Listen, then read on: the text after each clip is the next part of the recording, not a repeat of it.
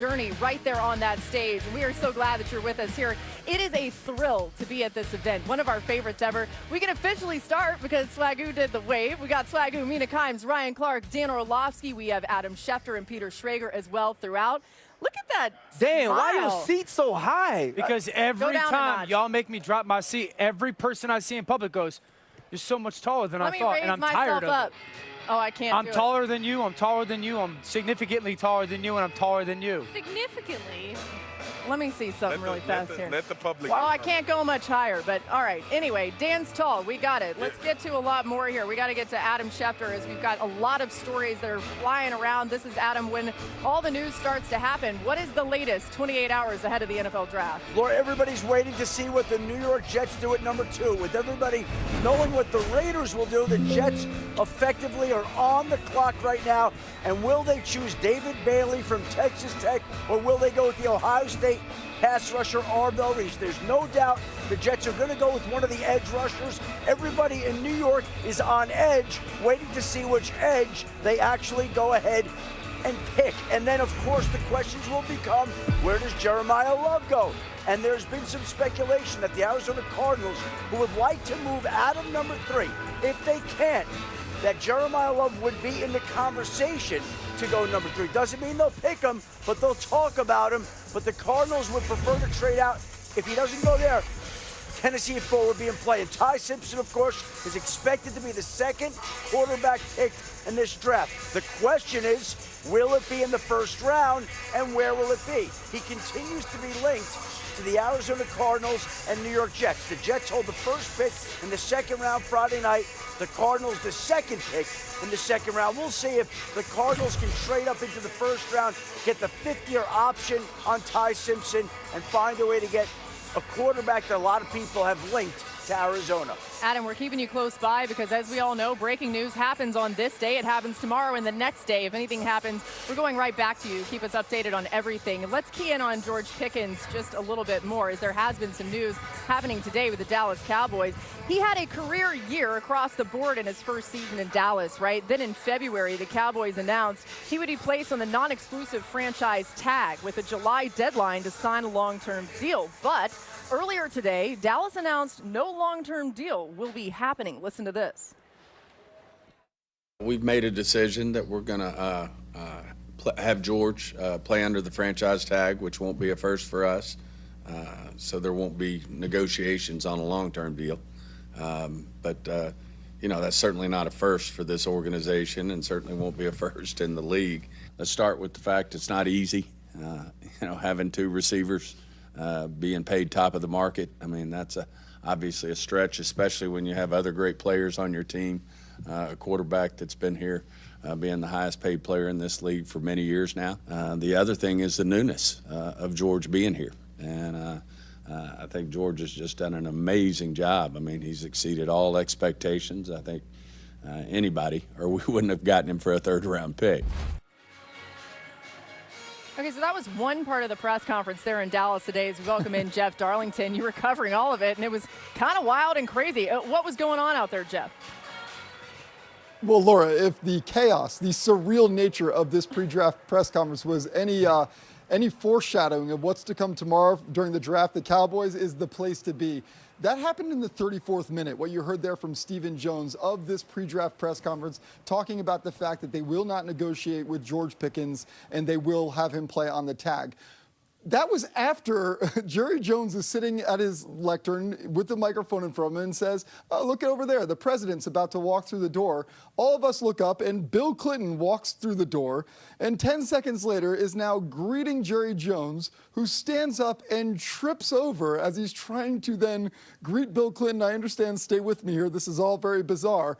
But again, this is a half hour into this press conference that we learned about George Pickens. Now, before that, though, Jerry Jones also elaborated on draft plans that could go in any direction. This is a team with 2 first-round picks, very defensive needy team. We could see them going with a linebacker. We could see them going defensive back, maybe even pass rusher. But Jerry Jones also pointed out, again, before the Pickens stuff, that this is also a team that could go offense. Back in 2020, with the 17th overall pick, this was also a defensive needy team. They selected C.D. Lamb. Jerry Jones pointed that out this time around. So the question becomes, what do they do with George Pickens if, say, they decide to draft a wide receiver at 12? Do they trade him during this draft and get a day 2 pick? There is so much on the table here in Dallas, and I thought that the tone of the press conference set the table for what's to come here at the Star. Ooh. I like what you're throwing out there, Jeff. Great stuff. We'll be back with you in just a little bit. And Jeff mentioned what Jerry said potentially about offense. Brian Schottenheimer said at the league meetings, Marcus, that don't just get tied up in thinking that these early picks are going to be spent for the Cowboys on defense. But now that you consider this George Pickens element of it all, what do they need to do with those picks? George Pickens is not shocking to me. Yeah. Dallas has a number of holes that need to be filled, and I'm not sure financially they wouldn't be too strapped with signing George Pickens and not being able to build out the rest of the team. Always remember this, and this is one thing, for as critical as I am about things that Dallas does, they draft as well as anybody in the NFL. And not only do they draft well, their rookies contribute right away.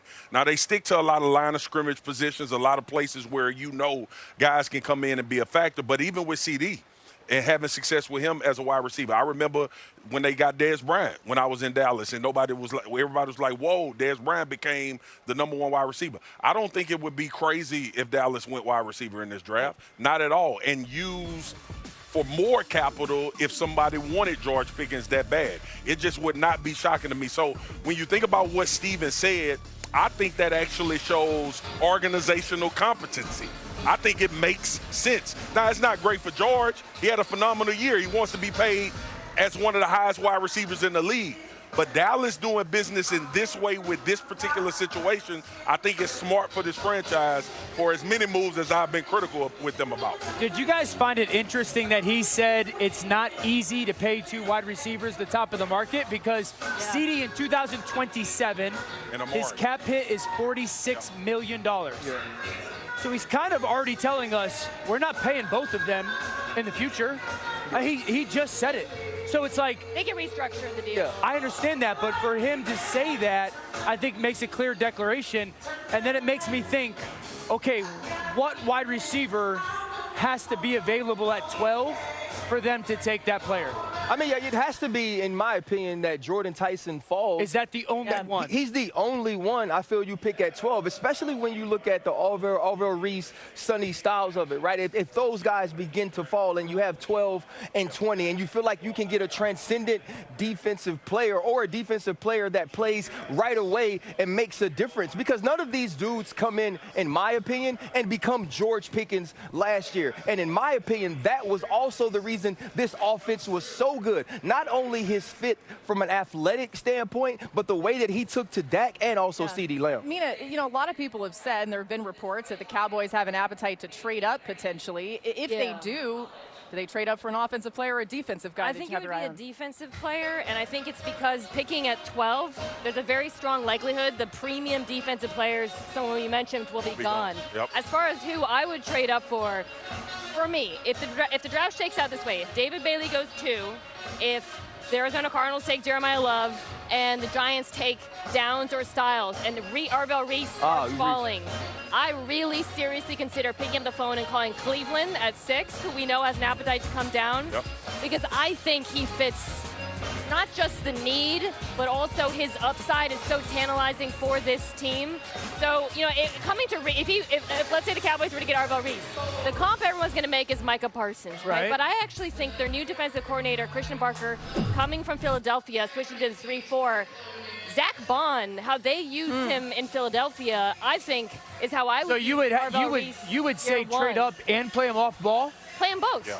Where the way they would use Bond his first year in Philadelphia, where yes, he would play off the ball, but then they would walk him down to the edge. Sure. They would mug him up. Sometimes he would go. Sometimes they would. Those are all things that Arvell Reese did at Ohio State. And to me, as he transitions to becoming a full-time pass rusher, you can keep him on the field that way. And he can make an impact. I think it also says, or you also have to evaluate what they feel about DeMarvion Overshown and the way they want to utilize him, right? Being able to pair those two guys and make sure that they fit. Because I think a big piece of what we miss about defensive play, it is what you can do individually, but how those puzzle pieces fit together and the way Christian would want to use them. Let me ask you this then. If let's in the hypothetical world, Arvell Reese is the trade-up option.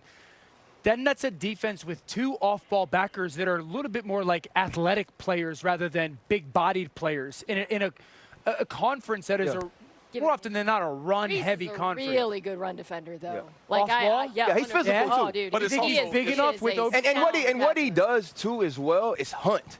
Like the one thing about Reese is when the ball gets going sideline to sideline, and we saw this with Overshown as well, they hunt, they run with great angles, they understand pursuit. Yeah. And I think that sort of speed is what we saw from Philadelphia being so good. It's also a position to need. They've been trying to patchwork this linebacker position forever. Through free agency. They've drafted guys. Obviously, it's been a long time since they felt good about a off-the-ball linebacker. Remember, Micah Neville was that guy. He was always up front. You go back to when they made the trade for the guy to Cincinnati, the backer, or Minnesota this year. Logan Wilson. Then you think about, you go back to when they drafted Jalen out of Notre Dame. That regardless of the injury, they've been trying to find and solidify this position for a while. I don't think it would be crazy for them to do that, but I'm going to tell you this, man. I think David Bailey is going to be a factor for whatever team he ends up, as far as a guy that can get after the passer in these critical games in the fourth quarter where we see him come down to time and time again. Yeah. If David Bailey is there from Texas Tech. Oh, he's not going to be there at 12. No, I'm talking – but what I'm saying is, if you're going to come up and he's there. But does the Pickens news change anything draft-wise today? Because yes, absolutely. It has to, because while I believe it's a defensive draft for the Cowboys, there has to be a little bit of thought of if that I would agree Tyson would be the guy. I don't think there's after hearing Stephen Jones's comments, there's a reasonable way that George Pickens and CeeDee Lamb are Cowboys in 2020. They're not going to be. That has to play. They're not going to be. It would be shocking if George Pickens plays this year at all. You have to remember the ties to Michael Parsons' agent, David Mulligetta. This is 2 times the Dallas Cowboys has refused to work with him. I do not believe that this caught David Mulligetta off guard. That's number one. The other thing is, I go back to the linebacker spot. They've been trying to find a number 2 wide receiver forever. Yeah. In Dallas as well. What's tricky for Dallas is no second-round draft pick. And I like the second-round wide receivers, but – you got to go get a player. Right? That's big news today. Jordan Tyson would be a great fit. Carnell Tate probably gone by the time. And Tyson is from Allen, Texas. Yeah, good point. Right down the street from the facility. Okay, we're going to keep an eye on this. Leave it there. Big news that certainly factors into all of it. Let's take a look at Peter Schrager's latest mock draft that he just put out today. We can see the top 10 here. It's coming your way in just a moment. We're going to bring Peter in as well. And interesting to see the direction that he went there. The Cowboys he has taking Mansour Delane, really the most guaranteed cornerback in this first round. You've got Jermod McCoy, who has some of the injury issues, but is a great player. I know he's a favorite of Mina Kimes. Let's bring in Peter here as you look at the top 10. Peter, what stands out to you about the strategy in and around the Giants and what they may do, getting those key picks now at 5 and 10? And welcome to the show. What's going on, dude? Welcome to the show is right. Love being on with you, Laura, and the gang. Look, 5 and 10, John Harbaugh instantly becomes one of the most significant people in this NFL draft with the keys to this draft at 5. I have Arvell Reese falling to 5, something that is inexplicable a week ago. But the way that things are looking and just hearing from teams, there is a legit chance that 2 is Bailey, 3 is Love, and 4 is Styles, meaning that Arvell Reese could be sitting there at 5. I think Adam has hit on it throughout the day. The Ohio State logo is something that I would consider very strongly here. If it's not going to be Reese, could be Downs, it could be Styles. But Jordan Tyson has a lot of fans in that building, and the investment they have made both time-wise and the investment that they have made with energy to really learn and get to know Jordan Tyson has been real, maybe more than any other team. Joe Shane, just 6 days before the NFL draft, flew to Arizona, took Jordan Tyson out to dinner. The restaurant was called Uchi. It's in Arizona. Look it up. It's supposed to be fantastic. They had a dinner, they had a meal, and then they had the actual workout on Friday, which he was outstanding. I don't know if Jordan Tyson's still there at 10, but in this mock draft here, 5, they go and they get Arvell Reese, who I think everyone would be shocked to be there a week ago, and then Jordan Tyson there at 10. But, Laura, it is wide open, and John Harbaugh holds the keys to the 2026 NFL draft. Yeah, a rare chance for him. He hasn't had this many opportunities in his career to draft this high, and now he's got 2 picks inside that top 10. Thanks to Peter Moore from You Coming Your Way. What would you do, Mina, for the Giants with this draft capital that really is remarkable, the way that they can change their entire squad in one night? It would be hard to say no to Reese there, even though the Giants, unlike most teams in the NFL, seem to have a surplus of edge rushers. I actually think if they were to draft him, perhaps Thibodeau would be on the move or something like that. So many players, Styles, Downs makes sense. Jordan Tyson adding another weapons makes sense. I'm just going to throw out, though, I do think an offensive lineman should be under consideration for New York, particularly on the interior. Yep. Right now, looking at that tackles, they're set. You have Jermaine Illuminor, they signed to an extension, but you could draft someone like, I don't know, a Spencer Fano, who you could play both ways, starting wherever he's needed. I think the ideal situation for the Giants is in those that fifth pick, getting one of the 4 dynamic players. Love, Reese, Styles, or Tyson, and then the offensive lineman at 10. I think that's ideal for the New York Giants. It's interesting because the way that this seems to shake out, we'll see what happens tomorrow night, but some of the old linemen, Maui Noah too, could fall a little bit further than we originally thought. RC, did you have something before? No, I just think the big thing when you mention Downs is I do wonder how teams will perceive him in picking him in the top 10. I don't feel like at 5 that's a decision you make, and so you think 10 to 12 is where it could be. Which team is going to send that card in? I want to get into him more. I may be off my rocker, but I think the Giants are going to have a hard time not taking Jeremiah Love if he's there. I really do, man. The problem is the Cardinals may take him at 3. I know. At 3, I know. I know. More coming from us on this. We won't see Fernando Mendoza here. He's going to be celebrating, most likely being the #1 overall pick at home with his family. But he threw out the first pitch at the Marlins game. We're gonna check it out. Now listen, guys, he's not a baseball player. Okay, a little high. He didn't want to bounce it. Actually, really high. Now that I'm seeing it. Why is a quarterback? I think the biggest thing is you want to maintain the shoulder. Right? Yeah. It's an unnatural motion, and you saw Stephen A. throw it 15 yards in front of the catcher. How about this one? Mina, Mina. I deleted this footage. Mina, uphold. No one's supposed to see it from that angle. Okay. That's not bad. That's great. right. It's not bad at all. He didn't even have to frame that up. I knew you were going to say something about the distance. I didn't love your walk to the mound. Well, I didn't love I was the actually wind-up. counting my steps because I practiced and counted how far I don't like how I didn't like your walk out. The wind-up take the ball is back, awful, take the sis. ball back. Actually, you know what? It's straight Other on. than not Push getting it the a ball little up bit. high, that's actually You solid. know who gave me advice? Tom House. I love Tom House, legendary throwing mechanics Coach. How Tell many you what, warm-ups I know did you was Coach the Diaz smartest have? person on the diamond. in the building. I know that. So much energy in that wind-up. Oh, it was fantastic. We're just Instead of getting just- started on Smartest NFL person Live. is the review of my first pitch. Was it a 2-seam fastball? I'm only going to say great things about you, sis. Ty Simpson, roll tide. Thank you, Marcus. We also are going to talk to Jeremiah Love, who joins the show. A lot of buzz around his game. We were just talking about NFL Draft, the first round, coming your way tomorrow. We've got all the coverage here and taking a look at Mel Kiper Jr.'s latest big board rankings. Reminder, this is not a mock draft or prediction of where players will be drafted tomorrow night, but rather Mel's personal rankings, focusing on talent. Jeremiah Love, being the 2nd overall player, is most notable compared to the mocks. Dan took a deeper dive into the #1 player, Fernando Mendoza, why teams are so high on him. Fernando Mendoza's 41 touchdown passes were the most in the FBS last season, and the Heisman Trophy winner is lethal when he diagnoses defenses.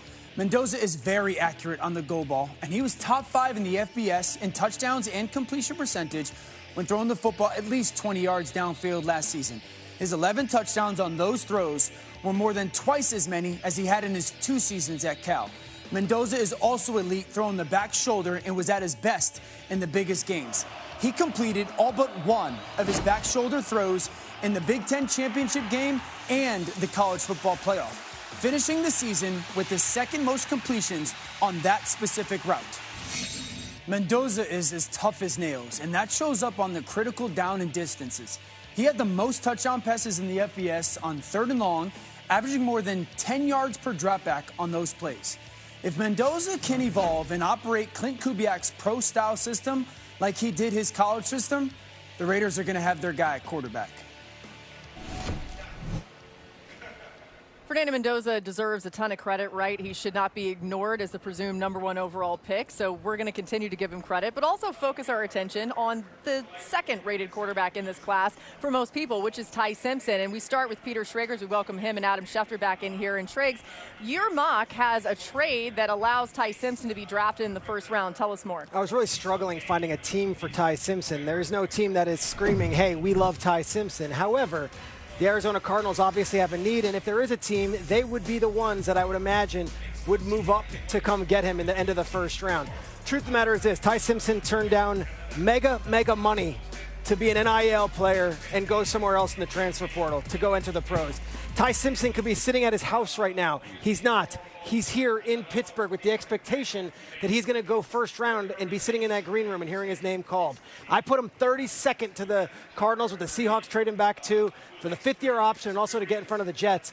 But Laura and Adam, I could tell you, that comes with no certainty. This is me trying to fit a piece in a puzzle and give Ty Simpson a home. I still, to this day, and I didn't in my first draft, have a team that's waving to me saying, we love Simpson. And there's no obvious fit right now, in part because the Los Angeles Rams traded pick number 29 to the Kansas City Chiefs for Trent McDuffie. Had the Rams stayed at 29, Ty Simpson would have been square in the conversation, and it's fair to say his odds of going in the first round would have been higher than they are right now. Now it almost feels like it's a crapshoot. It might happen, it might not happen, but most people seem to think the two teams with the best chance of getting him would be the Arizona Cardinals, who have the second pick in the second round, and the New York Jets, who have the first pick in the second round. Now maybe Arizona does trade up to a team like Seattle. The Seahawks are looking to get out of the back end of the first round. There are a lot of teams in the 20s looking to move back and accumulate more draft picks. We'll see how it shakes out Thursday night. Ty Simpson as a 1 right now remains firmly up in the air.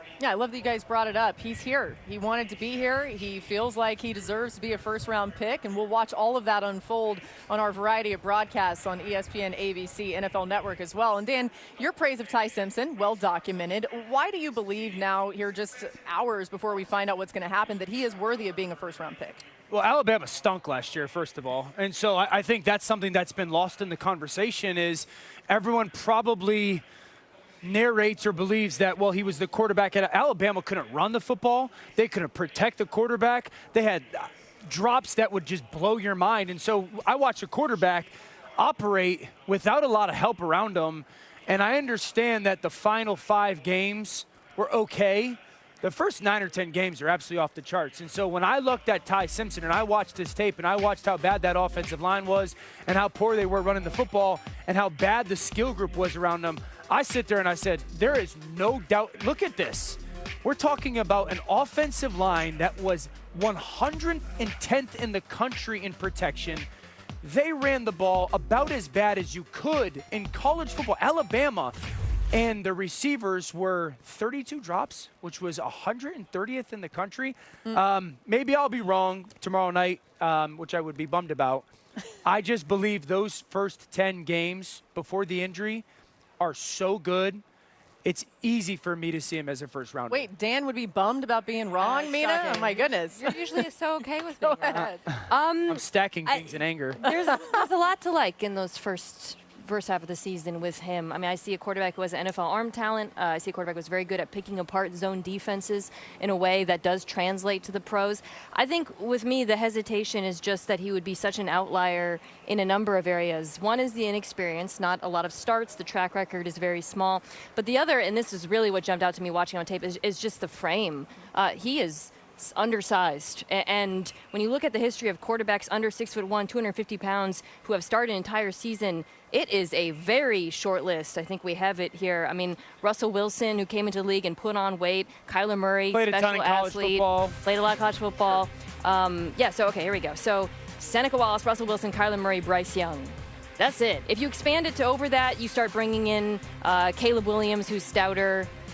Brock Purdy, he's heavier as well. It is a very small group. And Dan, you know this, it is harder to play the position when you are that small. And not just from a vision standpoint, and I do think that shows up sometime in the pressure when he gets a little bit anxious in muddy pockets, but the frame, the durability is a concern of mine watching him. The durability thing I could have a conversation with. I don't think the size, I watch him throw over the middle of the field like an absolute savage. So he sees it. The durability thing, here's my, and people are, Joe gets hurt, Lamar got hurt, Patrick got hurt, Josh got hurt. Everybody gets hurt, but there's a reason why we don't see a lot of quarterbacks that size in the NFL. And the thing about the division, one more thing about that just really quickly, he does throw over the middle. He's going to have to play super fast. He does. In a way that, like Brock Purdy learned how to do in the NFL, because I do see when the pocket gets muddy, that's where the frame starts to show up, and he gets a little bit, that's where the numbers start to fall off in the performance. Swag, there's no denying the sample size, though, that Mina is illustrating here. There's just not that many quarterbacks at that size that have done it well. Yeah, look, if this was the draft before the new format and the new pay scale, Ty Simpson wouldn't be going first round. But you could take a shot on a guy late in the 20s now because, one, you're not hamstrung by what you have to pay him, and two, once you get him, you can develop him. And he needs to be developed. Now, all of them does, but he needs to be developed. He needs time on task. You get Leary. We were having this conversation before the show.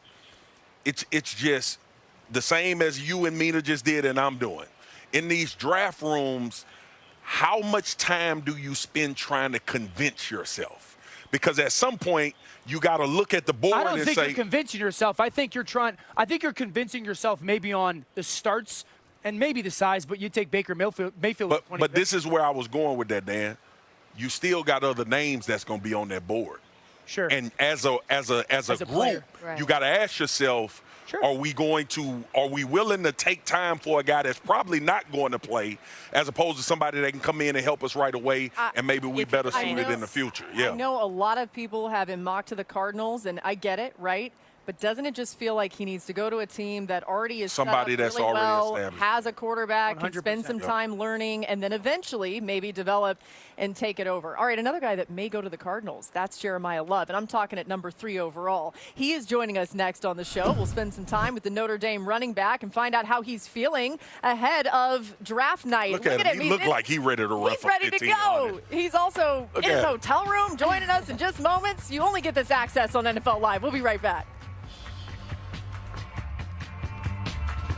Welcome, Jeremiah, into the show. Thank you so much for being with us. We're going to get RC in here because I know you two have a really close tie with the time at Notre Dame. But I wanted to start with the comic book because you and your dad actually wrote Jeremiah Star talking about some of the challenges you faced even growing up. How do you hope that your story can help others as you're on the eve of being drafted to the NFL? Yeah, so, I mean, Jeremiah Star, I hope that what people take from that comic and just getting to know a little bit more about me, I hope that they take from that to always just be authentically you. Once you start something, finish it. Be consistent, be disciplined, and one day you can end up where I'm at right now. The draft is tomorrow. I'm very blessed to be here, but I wouldn't be here without being consistent, being disciplined, and believing in myself. That's really the biggest thing. Being a big believer in you, and just staying true to that. J Love, I love the fact that you and Pops, had something to do in the input in this comic book, but I've talked to you about the moments you both share before every game, the prayer that you pray together, the affirmations that he gives you. Tomorrow night, those things will all come to fruition on this stage. How important is it to share this moment with both of your parents that they sacrifice so much for? Well, it's very important. They've been here the whole step of the way, and they've been the biggest support of my life. My dad believes in me, my mom believes in me, so for me to be able to share this moment with them is everything to me because I wouldn't be here without them. I wouldn't be here without God, family, football. So, I'm very grateful for my parents, and them helping me build a great support staff around me. And then ultimately, them just being a great parent. They raised me to be a pretty decent human being, and so people say. I wouldn't have the work ethic that I have now if it wasn't for watching my parents, work in the police department and do the things they need to do for my family. So this means a lot for me, and it's going to mean a lot for them. I'm just happy to share it with them and my entire family. Hey, J Love, that was the most Notre Dame answer ever. God, family, football. He's right. Hey, you sound like Free giving an answer on there, man. You brainwashed. Hey, Coach Free brainwashed. That was my head coach for 3 years. He rubbed off on me a little bit. Jeremiah, as he should, right? And it's a good influence. Why are you the best player in this draft? Because I'm a weapon. You know, I'm willing to do anything you need me to do for the team that has success. You know, I can block, I can run the ball, I can catch the ball, I can play special teams if we need me to. I tell this every head coach, like, you're getting a weapon out of me. You know, you're getting a guy that's going to be able to do anything for the team that has success. And, I mean, my track record, you know, I will bring a great culture to the team. You know, I'm going to connect with the guys off the field. You know, I'm going to bring, you know, a great perspective on the field, and I'm bringing a great work ethic as well. So the team is going to get a complete weapon out of me and a guy that's willing to do anything for the organization and success. You know, Jeremiah, a lot of times when you come from these winning programs like Notre Dame and you're drafted where you're projected to be drafted to, a lot of those teams don't have the infrastructure or aren't the best teams at the moment. What can you bring from a leadership standpoint, being a high draft pick, being an incredibly talented player that can elevate some of these teams early on in the draft who need that sort of person inside a locker room? You know, I'm a guy that leads by example, so that's exactly what I'm going to do when I get to the league. You know, I'm going to come in with a great work ethic, a great mindset, and guys are going to feed off of that because at the end of the day in the NFL, we're all going to be pros. So if you're not trying to be a better version of yourself, then you're not going to be doing much for the team because it all really starts with you. If you can do your job and you can do what you got to do, other guys are going to see that and they're going to feed off of that. So my plan coming into the league is to lead by example, you know, lead by, you know, my actions. And hopefully guys can see that and buy into that. And we can build something special both culturally and, you know, on the field as well. So I'm coming into the league and I'm ready to be a leader. You know, I'm ready to perform. You know, I'm ready to be one of the guys people can look up to. You know what, J Love, when I met you, you didn't have them 2 chains you got on right now. I want to know if you got any of this Marcus Freeman model influence that we saw in Esquire. You know, we talked a little bit about your fit. I mean, are we going to get some of this from you? Right? Is Coach Free going to rub off on you a little bit with the hand behind the head when you take the picture after the draft? Right? Listen now. This Notre Dame pretty boy you now. You know what I'm saying, J Love? I need to get some of this now. Nah, you can't get that out of me. That's Coach Free. That's him, though. That's him. That ain't me. That ain't y'all gonna give him that? Hey, we're going to see him on the red carpet tomorrow. Jeremiah's on the red carpet tomorrow. We might have it. Oh, hey, that's all you're going to get. I like that. But, man, best of luck, man. So excited for you, bro. It was an honor to watch you play 2 years ago in person. Can't wait to see it on NFL fields as well. Mendoza with their first overall pick. But what happens after that? The Raiders have 9 more selections. Watch for them in the second round to grab a defensive tackle as they switch to a 3-4 scheme. And then watch for them to also try to snag a receiver who can eventually be part of a unit where Mendoza can thrive. And one more note, I spoke with General Manager John Spytek, asking him how many phone calls he's been fielding. Spytek tells me the lines are always open, and then he rattled off all of their outside backers, telling me we kind of live where they're all right here, right now, but there might come a time when they're not. Interesting. Dan, what else do the Raiders need? Well, I'm going to go with what Lindsay mentioned. I really believe that they need to get a contested catch wide receiver. They obviously had Jalen Naylor in free agency from Minnesota. Is it going to be Elijah Surratt, his go-to guy, specifically down in the red zone out of Indiana? It's something that Fernando's got great comfort in. Omar Cooper Jr. as well. Boston out of Washington. But a big-body contested catch wide receiver, I think, matters sometime early on. Let's talk about the New York Jets with picks 2 and 16 for them. What will they do? They have 4 picks in the first 44 selections of the 2026 NFL Draft, so a lot of chance to make things better. Here's Sal Palantonio with more, our top stories, and we're going to keep an eye on what he has to say. This headline in the New York Post says it all. Everybody's on edge. What will the Jets do at number 2? Will they take pass rusher out of Ohio State, Arvell Reese, or David Bailey, another pass rusher out of Texas Tech? And that will influence a lot of decisions in the first round. At the 16th pick, that pick is open for business. The Jets could move up or move down, depending on who's on the board. Look for them to get another wide receiver in their wide receiver room. RC, how did the Jets decide what to do at 2? I mean, I think David Bailey is the easy answer. When you look at his Texas Tech tape, it's about the production. It's about the effort. It's about the ability to finish. And yes, Arvell Reese is an absolute freak, and you love what he could do off the ball. But when you're trying to fill holes the way you are for the New York Jets, you want someone that can get after the passer from the rush position. And then I think at 16, if a receiver falls to you that you like, you take him, or you move to try to get more draft picks. And we've talked about what the Giants have done to set themselves up well. The trade with the Bengals gives them picks 5 and 10. A little smile there from Harbaugh. We'll see how big he's smiling tomorrow, depending on where they go. Kimberly Martin with more on the Giants' approach. Laura, I've been at the Giants facility the past 2 days, and here's what I've learned. 1, John Harbaugh, I'm told, does more draft prep than a lot of NFL coaches. And 2, he and Joe Shane have been in constant communication about their draft board. Take, for instance, Monday. They sat down with their coordinators to go over top prospects, and I was even told that a quick Harbaugh drop-in turned into a 2-hour conversation with Shane about prospects until finally they looked at each other and said, all right, we got to get some sleep. Let's attack it tomorrow. Marcus, how does Harbaugh attack the draft? I obviously think you want to come away with 2 really good players on either side of the ball. And I've just been on this since we started talking about the Giants positioning themselves, is that I don't think Jeremiah Love can be an afterthought in these conversations. Cam Scatterbull coming off a major injury. You have Tracy that's backing him up. But you got a young quarterback in an offense that wants to be explosive. So if it's not going to be wide receiver, find you another playmaker outside of Malik Neighbors, and then get you the defensive guy at 10. Let's talk about the Rams. Interesting to see what they do. Sean McVay's squad at pick number 13. They haven't often had a pick in the first round in recent years. Let's hear more from Les Snead on the receivers available.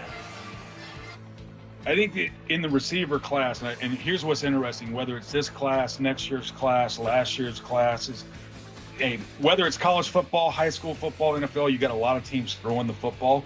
So in every draft, there are a lot of receivers on your draft board. There's just a lot of receivers playing meaningful minutes in all levels of football, whether you're the top option or the 4th or 5th option. The key is figuring out how they give their teams an edge. Does that edge help us? Nina, what do you think the Rams do? Wide receiver at 13, maybe? It's under consideration. Look, the Rams are stacked. This roster doesn't have a lot of needs. They could draft for depth, offensive line, or even edge, but receiver is one of the very few needs they do have, especially with Devontae Adams turning 34 this year. It's the final year of his contract. I think Jordan Tyson would be a dream fit for them. His ability to work the middle of the